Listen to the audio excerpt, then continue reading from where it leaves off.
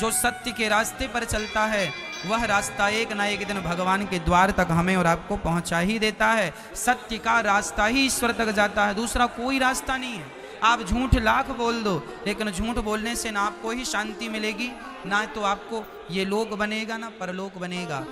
सत्य बोल के हार जाना अच्छा है, पर झूठ बोल के जीत जाना अच्छा नहीं है। झूठ बोल के जीत जाने से अच्छा है सच बोल के हार जाइए। कम से कम आप सत्य के साथ तो रहेंगे। जीवन में झूठ का साथ नहीं देना चाहिए। हमें किसका साथ देना है मेरी माँ? सत्य का। अच्छा, आप में से कितने लोग हैं जो सत्य बोलते हैं? कभी झूठ ना बोला करो। कभी साल में एक बार, 2 साल में एक बार, 10 साल में एक बार झूठ बोल दिया तो माफ है। माफ तो नहीं है पर कम मात्रा है, ठीक है। 1 लीटर दूध में यदि आपने 2 बूंद पानी मिला दिया तो कोई फर्क नहीं पड़ता। 1 लीटर दूध में 2 बूंद पानी मिला दिया कोई फर्क पड़ेगा, पर 1 लीटर दूध में 1 लीटर ही पानी मिला दिया तो फर्क पड़ेगा। जीवन में 2-4 बार झूठ बोल दिया तो कोई फर्क नहीं पड़ता। छोटा सा पाप है, नष्ट हो जाएगा तुम्हारे पुण्य से, पर पाप ही पाप है तो दंड ज्यादा होगा। इसलिए झूठ की मात्रा कम कर दीजिए।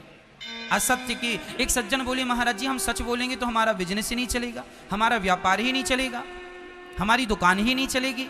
हमने कहा भाई जब झूठ बोलने से तेरी दुकान इतनी चलती है तो सोच तू सत्य का सहारा लेगा तो और कितनी दुकान चलेगी तेरी। यदि झूठ तुझे इतना आगे ले गया तो सोच सच तुझे कितना आगे ले जाएगा। पर विडंबना तो यह है, लोगों को झूठ पर तो भरोसा है पर सत्य पे भरोसा नहीं है। और मैं आपसे एक निवेदन करूंगा कि जीवन में सत्य ही आपको आगे ले जाएगा। यदि झूठ की इमारत आपने बना रखी है तो झूठ की इमारत बहुत जल्दी धराशायी हो जाती है, क्योंकि वह मजबूत नहीं होती। सत्य की नींव बड़ी मजबूत होती है मेरी माँ। सत्य के रास्ते पर चलोगे तो सदियां गुजर जाएंगी, समाज तुम्हें पूजना बंद नहीं करेगा।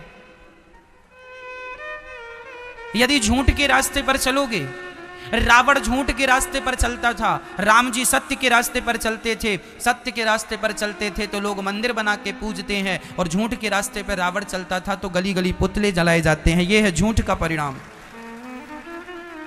तुम बोलोगे झूठ, परिणाम क्या होगा? वर्तमान को ना देखो, इस वर्तमान में किए गए कर्म का परिणाम क्या होगा उस पर तो दृष्टि डालो। जो आज है, जो तुम आज अच्छा या बुरा कर रहे हो, इसका भविष्य क्या है, कल क्या होना है, इसका उस पर दृष्टि डालना जरूरी है। भविष्य को देखना भी जरूरी है। हाँ, कहां देखना चाहिए भविष्य को? रावण ने यदि यह सोचा होता कि मेरे जैसा पंडित, मेरे जैसा ज्ञानी, यदि मेरे जैसा ज्ञानी सीता को चुराएगा तो समाज में संदेश क्या जाएगा, मैसेज क्या जाएगा। रावण ने यदि इस बात पे थोड़ा सा विचार किया होता तो शायद रावण ये गलती ना करता, शायद रावण के पुतले ना जलाए जाते। आप कोई भी काम करने के पहले एक बार आने वाले भविष्य को जरूर झांक कर देखिएगा। कहीं लोग आपको आने वाले भविष्य में गालियां तो नहीं देंगे? ओसामा नाम का एक व्यक्ति था जो मारा गया, लादेन। उसने कितना अपराध किया, कितने निर्दोष लोगों को मारा। क्या हुआ? आज तक लोग उससे गालियां देते हैं। आज तक उसके नाम पर किसी ने आंसू नहीं बहाए होंगे। देखो, मरना तो सबको है मेरी माँ, आपको भी मरना है, मुझे भी मरना है। अब निर्णय ये करना है कि झूठ बोल के मरना है कि सत्य बोल के मरना है, रावण बन के मरना है कि राम बन के जाना है, ये आपका निर्णय है। आप देख लीजिए। इसलिए गलत मार्ग ना अपनाइएगा, वह आपके लिए बहुत हानिकारक है।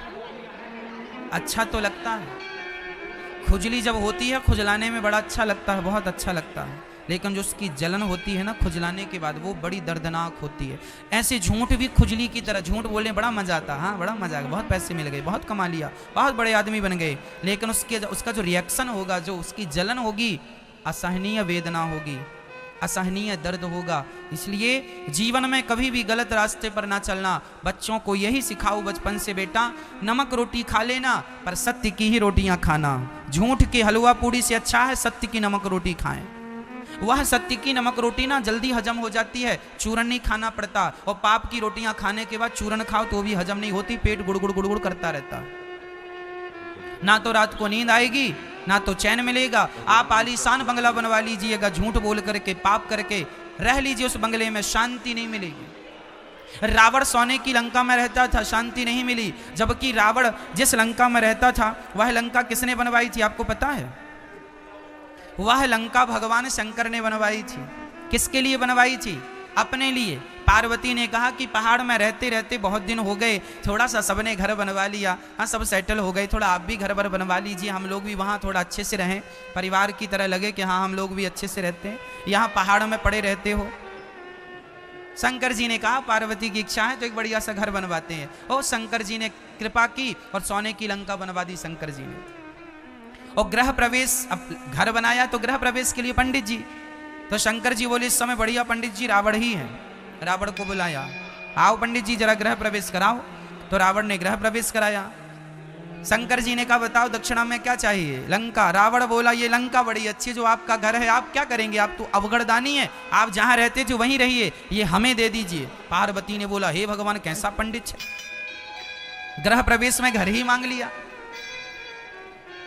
तो माता पार्वती, शंकर जी बोले अब तो दे दिया हमने। पार्वती से कहा चलो वहीं जहां थे।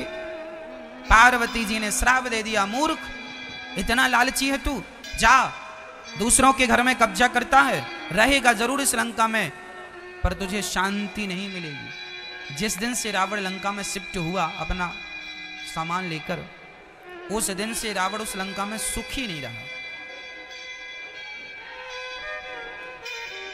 आपको क्या लगता है दूसरों की संपत्ति हड़प लेने से सुख मिल जाएगा?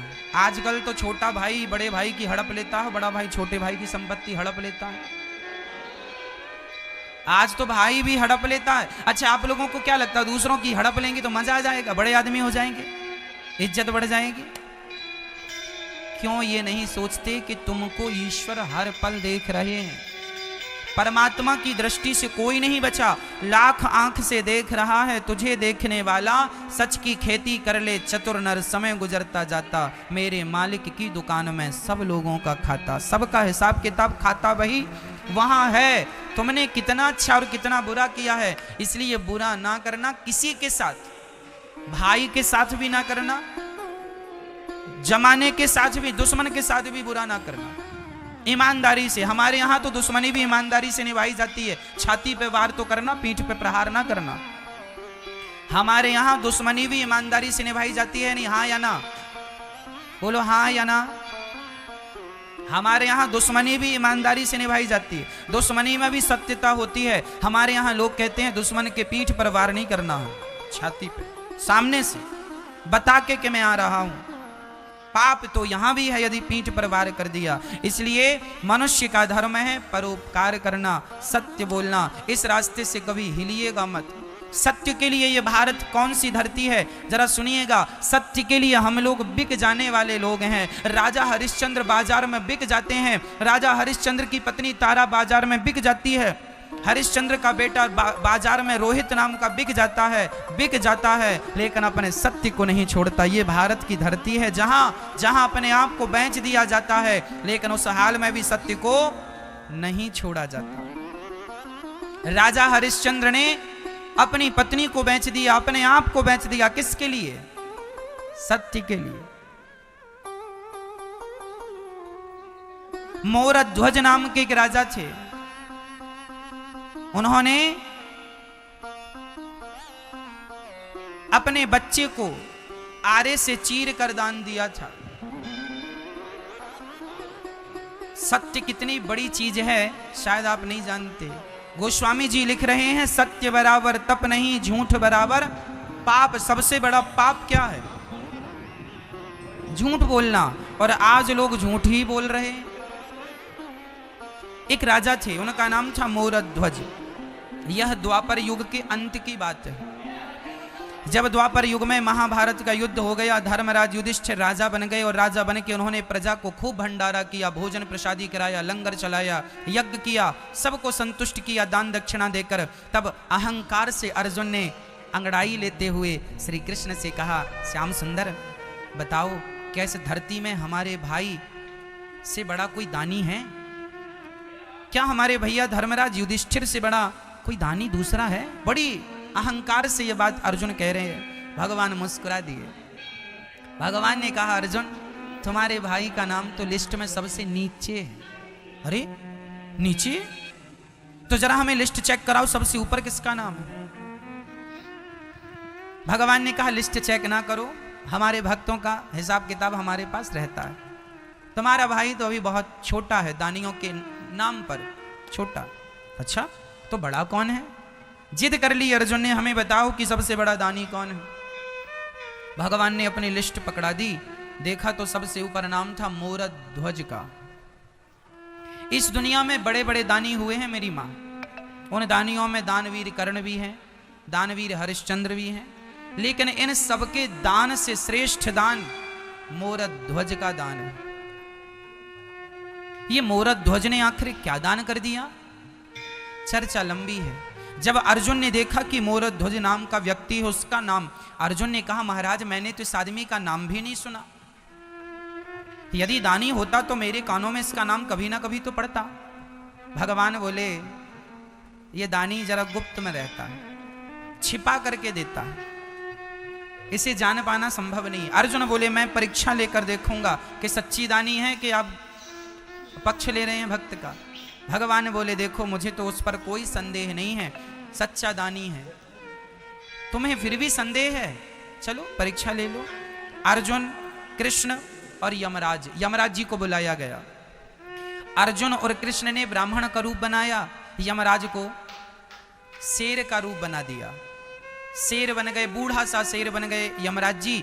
अर्जुन और श्री कृष्ण पंडित जी बन के गए। भिक्षाम देही, भिक्षाम देही, मोरध्वज के दरवाजे में जाकर भिक्षा जब भिक्षा मांगी, मोरध्वज निकल के आए। ब्राह्मण देवता आए हैं, देखो घर में ब्राह्मण आए तो बड़ा सम्मान किया करो, बड़ा आदर किया करो, ना जाने किस रूप में नारायण मिल जाए, है ना। सम्मान किया मोरध्वज ने, चरणों को पखारा, चरणों को धोए, चरणों को धोकर बिठाया, आरती उतारी, पूजा की। और मोरध्वज ने कहा, महाराज ये बताइए आपका आगमन क्यों हुआ है, मैं आपकी क्या मदद करूं, क्या सेवा करूं, बताइए। ब्राह्मणों ने कहा, राजन आज हमने सुना है तुम बहुत बड़े दानी हो। अच्छा, मोरध्वज का नियम था कि पहले जब तक किसी को दे नहीं देते थे तब तक वह अन्न भी ग्रहण, जल भी ग्रहण नहीं करते थे, दान देकर ही वह कुछ खाते और पीते थे। आज ब्राह्मण आए हैं, क्या देना चाहिए? जो आप मांग लेंगे सो दे देंगे। अच्छा तो फिर एक काम कीजिए ना। ब्राह्मणों ने कहा, यदि देना हो तो हाथ में जल लेकर संकल्प लो, ऐसा तो नहीं कि हम मांगे और आप मुकुर जाओ, इसलिए पहले संकल्प। अच्छा, मोरध्वज ने कहा, जो मैं कह देता हूं वह करता हूं, प्राण जाए पर वचन न जाए। आपको फिर भी यकीन नहीं है तो एक काम कीजिए, ये रहा संकल्प। हाथ में जल लेकर के संकल्प कर दिया, जो आप कहेंगे मैं दूंगा। संकल्प छूट गया। अब ब्राह्मणों ने कहा, मोरध्वज आपने संकल्प दे दिया है, जो मांगूंगा दोगे। मोरध्वज ने कहा, मेरा शीश मांग लोगे, शीश दे दूंगा, राज्य मांग लोगे, राज्य दे दूंगा, जो मांगो दे दूंगा। ब्राह्मणों ने कहा, ना तेरा शीश चाहिए ना तेरा राज्य चाहिए, फिर क्या चाहिए? कह दिया ब्राह्मणों ने, महाराज मेरा शेर बाहर खड़ा है, महीने भर से भूखा है, बूढ़ा हो गया है, दांत गिर गए हैं, कुछ खा नहीं पा रहा है, उसके लिए जरा से मांस की व्यवस्था कर दीजिए, मांस दे दीजिए। मोरध्वज ने कहा, बस इतनी सी बात? अरे मांस चाहिए, मैं अपना मांस देता हूं, आपका शेर कितना खाएगा? देखो, मांस, राजा में आपका मांस नहीं ले सकता, आपका मांस जरा कड़ा हो चुका है, बूढ़ा शरीर है आपका। मैंने सुना है आपका एक छोटा सा बच्चा है। अच्छा, मोरध्वज का एक ही बेटा था, नाम था ताम्रध्वज। अभी केवल 6 साल की आयु थी, 5 से 6 साल का बालक था, छोटा सा था। बहुत पूजा पाठ करने के बाद, बहुत प्रार्थनाएं करने के बाद विधाता ने यह बेटा दिया था। ब्राह्मण कह रहे हैं कि आप अपने बेटे का मांस हमारे शेर को डालो। शेर बूढ़ा हो गया है, दांत टूट गए हैं, तो वह कड़ा मांस नहीं खाता, बच्चों का मांस जरा कोमल होता है, तो बच्चे का मांस दीजिए। पर शर्त एक और है। क्या शर्त है? बोले हमारे शेर के दांत नहीं हैं तो वह मांस फाड़ नहीं सकता, तो आपको ही अपने बच्चे के टुकड़े टुकड़े करने होंगे। आपको बच्चे को फाड़ कर देना होगा, क्योंकि वो तो फाड़ नहीं सकता, उसके तो दांत टूटे हैं। अब तो मोर ध्वज के पांव के नीचे से जमीन खिसक गई, परंतु वचन दिया था। मोर ध्वज के सामने सबसे बड़ा संकट यह था कि यदि मैं बेटे को जबरदस्ती पकड़कर मार डालता हूं तो बाल हत्या लगेगी। किसी को भी मारना हत्या है। यदि मैं बच्चे को मार देता हूं तो हत्या लगेगी, और नहीं देता तो जो मैंने वचन दिया है वचन मिथ्या हो जाएगा। धर्म संकट में पड़ गए मोर ध्वज। तभी उनका वह नन्हा सा बालक 5 वर्ष का दौड़ा दौड़ा आया। पिताजी, मैंने सब सुन लिया।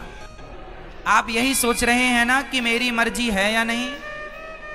पिताजी, ये लो मैं खड़ा हो गया। अरे वह पुत्र कैसा जो अपने पिता के धर्म को ना बचाए। यदि मेरे द्वारा आपका धर्म बचता है, पुत्र के द्वारा पिता का धर्म बचता है, तो यही पुत्र का धर्म है कि वह पिता का धर्म बचाए, इसीलिए उसका जन्म होता है।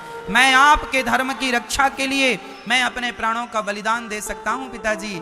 आपका वचन मिथ्या ना हो। यदि आज आपका वचन टूट गया तो आपका धर्म चला जाएगा, और बेटे के रहते बाप का धर्म चला गया तो बेटे का होना व्यर्थ है। अरे पिता के धर्म की रक्षा पुत्र ना करेगा तो कौन करेगा? बेटा खड़ा हो गया। आरे की व्यवस्था की गई। जब रानी को पता चला मोर ध्वज की पत्नी को कि बच्चे को आरे से चीरना है, आरा जो लकड़ी को चीरता है, आरा। ताम्र ध्वज खड़ा है, एक तरफ रानी एक तरफ राजा। रानी के तो हाथ कांप रहे हैं। कौन सी माँ होगी जो अपने बच्चे के शरीर में आरा चलाएगी? माँ थर-थर कांपने लगी, रोने लगी, बच्चे को हृदय से लगा लिया, चूमने लगी, गालों को माथे को चूम कर हृदय से लगा लिया। बेटा ये क्या हो रहा है? तब ब्राह्मणों ने कहा, देखो देवी, समय कम है, शेर भूखा है, जल्दी से आरा चलाओ। यदि तुम अब आंसू बहाओगी तो हम यहां से चले जाएंगे, और हम चले गए तो इनका दिया हुआ वचन मिथ्या हो जाएगा। इनका सत्य आज तक टूटा नहीं, इनका वचन आज तक टूटा नहीं, और यदि आप आंसू बहाओगी तो कहीं आपके आंसुओं के कारण आज इनका वचन टूट ना जाए, मोर ध्वज का वचन न टूट जाए। रानी ने अपनी आंखों के आंसू पोंछे, बेटे को बीच में खड़ा किया। बेटे ने मां की तरफ देखा। मां, पुत्र की रक्षा मत करो मां, धर्म की रक्षा करो। यदि आज पिता का वचन टूट गया, पिताजी ने जन्म से लेके आज तक कभी झूठ नहीं कहा, यदि मेरा बलिदान नहीं दिया आपने, तो पिता का पहली बार वचन टूट जाएगा। और मैं आपसे कहता हूं मां, पुत्र मर जाएगा तो फिर वापस आ सकता है, पुत्र चला जाएगा तो वापस आ सकता है, पर धर्म चला गया तो वापस नहीं आएगा। इसलिए पुत्र की रक्षा नहीं, आज धर्म की रक्षा कीजिए। धर्मो रक्षति रक्षिता। खड़ा हो गया बेटा, सिर पे आरा रखा गया। एक तरफ रानी ने, एक तरफ राजा ने पकड़ा, और बस आरा चलाने ही जा रहे थे कि उस नन्हे से बच्चे ने आवाज लगाई, माँ एक पल के लिए रुक जाओ। दौड़ कर गया, रुई लेकर आया, माँ के कान में रुई लगा दिया, पिता के कान में रुई। माँ ने कहा, पुत्र ये रुई कान में क्यों? माँ जब आप आरा चलाओगी ना तो मैं चीखूंगा, चिल्लाऊंगा, शायद मैं दर्द के कारण बहुत जोर से चीखूं, और मेरी चीख यदि आपके कानों में चली गई तो आप आरा चलाना बंद कर दोगी माँ। और आरा चलाना बंद कर दिया तो पिता का धर्म संकट में पड़ जाएगा, इसलिए कानों में रुई लगा रहा हूं कि मैं कितना भी चीखूं, कितना भी चिल्लाऊं, पर आप आरा चलाना बंद मत करिएगा। कान में रुई लगा दिया, खड़ा हो गया, आरा चलाना स्टार्ट किया। खून की पिचकारियां दीवारों में जाने लग गईं। माँ के माथे पे खून आने लगा, बच्चे का पिता के माथे पे खून आ गया, चारों तरफ रक्त ही रक्त बिखर गया, और देखते ही देखते वह बच्चा 2 भागों में फट गया। सिर से आरा चलाया, 2 भागों में फट गया। ब्राह्मणों ने कहा, इसका दाहिना अंग ले जाकर मेरे शेर को डाल दो और इसका बायां अंग ले जाकर गटर में फेंक दो। जब ये गटर की बात आई तो मां की आंखों में आंसू आ गए। ब्राह्मणों ने कहा, आपसे मना किया था कि रोना नहीं है। महाराज, मैं इसलिए नहीं रो रही हूं कि पुत्र चला गया। फिर क्यों रो रही हो? महाराज, इसका एक भाग अपने शेर को डालने को कहा, दूसरा फेंकने को। एक खाएगा तो दूसरा भी खिला दीजिए, कम से कम बच्चे का पूरा शरीर किसी के काम तो आएगा, गटर में यूं ही पड़ा रहेगा। इसका एक अंग आपके काम आ गया, इसका दूसरा अंग आपके काम नहीं आ सका, इसलिए मेरी आंखों में आंसू आ गए। ब्राह्मणों ने कहा, अच्छा ठीक है। भगवान श्री कृष्ण ने कहा, हमें भूख लगी है, जाओ भोजन बनाओ। राजा रानी ने स्नान किया और उसी हाल में भोजन बनाया। अब देखिए जरा, ये भारत की सच्ची घटना, घटी हुई घटना है। जैसे गुरु गोविंद साहब के 2 बच्चों को दीवार में चुनवा दिया गया था, ये केवल कहानी नहीं है, ये इतिहास की सच्ची घटना है। उसी प्रकार ये भी सच्ची घटना है। ये केवल कल्पना नहीं है, कहानियां नहीं है, ये घटी हुई घटनाएं। श्री भगवान ने कहा, भोजन कराओ। दोनों ने भोजन बनाया और जब थाली सामने आई, भोजन जब भगवान ने ग्रहण करना शुरू किया, रोटी तोड़ी और वापस रख दी। राजन, हम आपके घर भोजन नहीं करेंगे। क्यों महाराज? आप हत्यारे हैं और हत्यारों के घर हम भोजन नहीं करते। हत्यारे? हमने कौन सी हत्या की? अभी अभी आपने बच्चे को मारा है, मेरे आंखों के सामने सिर पर आरा चलाया। महाराज, वो तो आपने कहा था, हमने कहा था तो बच्चे को मार डालोगे। महाराज, सत्य के लिए। अरे अच्छा, अपने सत्य के लिए बच्चे की जान ले ली? तुम हत्यारे हो, कुछ भी कहो, हम तुम्हारे घर भोजन नहीं करेंगे। जा रहे हैं और ब्राह्मण जब जाने लगे, मोर ध्वज रोने लगे। पहली बार मेरे द्वार से कोई ब्राह्मण भूखा जा रहा, पहली बार मेरे दरवाजे से कोई ब्राह्मण नाराज होकर जा रहा है। महाराज, आपके दरवाजे से जब कोई भूखा चला जाता है तो वह भूखा व्यक्ति आपका सारा पुण्य अपने साथ लेकर चला जाता है। कोशिश कीजिएगा कि आपके दरवाजे से कोई भूखा ना जाए। यही हम गृहस्थ लोगों का परम धर्म है, अतिथि देवो भव। मोर ध्वज ने भगवान की तरफ देखा, हे विधाता, यदि मैंने आज तक किसी का अपनी वाणी से, अपने मन से, अपने कर्म से दिल ना दुखाया हो, तो हे विधाता, मुझ में ये कलंक लगा झूठा कि मैंने पुत्र की हत्या की है। हे विधाता, मुझे इस कलंक से बचा लो। मैं सब सह सकता हूँ पर अपने माथे पे कलंक नहीं सह सकता। हे विधाता, मेरा पुत्र मुझे लौटा दो। यदि नहीं लौटाया तो जमाना सच कहेगा, सच्ची यही कहेगा, कैसा पिता था, उसने अपने पुत्र को मार डाला। बेटा ताम्रध्वज, बेटा एक बार तू जिंदा होकर अपने पिता के धर्म को बचा ले। और ये कहकर मोरध्वज मूर्छित होकर गिर पड़े। तभी अंदर से दौड़ता हुआ वही बालक, वही ताम्रध्वज ज्यों का त्यों लौट कर आ गया। पिताजी, मैं मर कर भी आपका धर्म बचाऊंगा और आपके धर्म के लिए जिंदा होना पड़ा सो मैं जिंदा होकर भी आपके धर्म को बचाऊंगा। दौड़ कर आ गया और अपने पिता के हृदय से लग गया। पिता ने देखा तो ना वहाँ कोई शेर था, ना कोई ब्राह्मण थे, वहाँ तो भगवान श्री कृष्ण खड़े थे और अर्जुन आंखों में आंसू लिए खड़े थे। अर्जुन मोरध्वज के चरणों में गिर पड़े, महाराज क्षमा कर दो, सच्ची कहा था भगवान ने कि आपके जैसा दानी कोई नहीं है। अरे धन का दान बड़ा नहीं है, शरीर का दान बड़ा नहीं है, अपना माथा भी, अपना सिर भी काट के चढ़ा देना बड़ा नहीं है, लेकिन अपने पुत्र का दान, अरे पुत्र का दान करना भी बड़ी बात नहीं है। पर पुत्र का दान इस प्रकार आरे से चीर कर कोई पिता दे सकता है तो केवल मोरध्वज हैं। मोरध्वज की आंखों में आंसू आ गए। भगवान से कहा, प्रभु आप हैं क्या? आपको मुझ पर विश्वास नहीं था कि मैं आपके कभी सत्य को टूटने नहीं देने वाला हूं? भगवान ने मुस्कुराते हुए कहा, मोरध्वज, यदि मैं जमाने से कहता कि तू सबसे बड़ा दानी है, तुझे कोई दानी नहीं स्वीकार करता, पर आज तूने सिद्ध करके बता दिया कि तेरे जैसा दानी ना भूतो ना भविष्यति, ना हुआ था ना कभी होगा। इसलिए मोरध्वज का नाम दानियों में सर्वश्रेष्ठ दानियों की लिस्ट में इनका नाम। अपने बच्चे को वारे से चीर कर दे दिया, लेकिन धर्म को नहीं जाने दिया, सत्य को नहीं जाने दिया। अब यहां मैं आपको एक सारांश सुनाता हूं।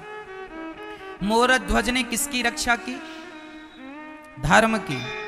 मोरध्वज ने किसकी रक्षा की? और धर्म की रक्षा जब उन्होंने की तो उनका मरा हुआ बेटा जिंदा हो गया कि नहीं? मरे हुए बेटे को जिंदा किसने किया? जब आप धर्म की रक्षा करते हैं तो वही धर्म जिसकी आपने रक्षा की, वही धर्म आपकी भी रक्षा करता है। धर्मो रक्षति रक्षिता। यदि आप धर्म की रक्षा नहीं करेंगे तो धर्म भी आपकी रक्षा नहीं करेगा। सत्य की रक्षा आप करेंगे तो सत्य भी आपकी रक्षा करेगा। इसलिए सत्य के रास्ते पर चलना है। ये भारत वही भारत है, ये मिट्टी वही मिट्टी है जहां सत्य के लिए मर गए, मिट गए, लेकिन सत्य को नहीं जाने दिया। इसलिए प्रार्थना करता हूं, 1000, 2000, लाख, 2 लाख, 10 लाख के लिए झूठ ना बोला करो। 10 लाख भी तुम झूठ बोल के कमा लोगे तो 10 लाख 10 दिन में खत्म हो जाएगा, लेकिन जो झूठ बोल के 10 लाख कमाया है वो 10 जन्मों में भी खत्म होने वाला नहीं। वह झूठ का परिणाम मिलेगा और वह दंड भोगना पड़ेगा। पैसे खत्म हो जाते हैं मां, पर पाप खत्म नहीं होता।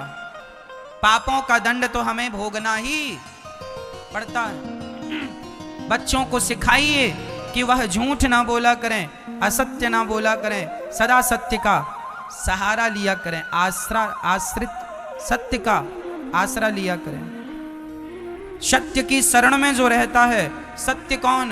ब्रह्म सत्यम। सत्य मीन्स ईश्वर। जो सत्य की शरण में है वही भगवान की शरण में है, जो सत्य की शरण में नहीं वह भगवान की शरण में भी नहीं। सत्य मीन्स ईश्वर, सत्य मीन्स कृष्ण, कृष्ण ही सत्य है। तो आप सत्य बोलते हैं मतलब आप कृष्ण का आश्रय लिए।